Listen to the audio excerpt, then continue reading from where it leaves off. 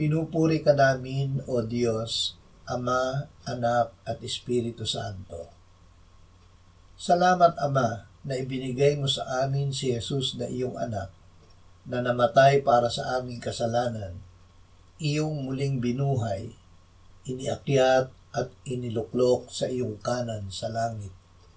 Salamat na ibinigay mo sa amin ang iyong banal na Espiritu, at sa pamamagitan niya ay ibinuhos mo ang iyong pag-ibig sa aming puso. Ama, ang hindi namin kayang gawin ay magagawa mo. Ang sinabi mo na mangyayari ay mapangyayari mo. Ang sinabi mo na gagawin mo ay iyong gagawin. Sinabi mo na diringgin mo ang aming panalangin. Ang hiningi namin sa iyo ay mapapa sa amin.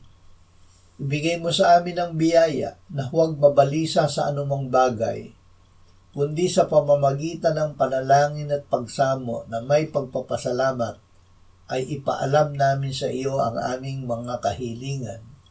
Amen.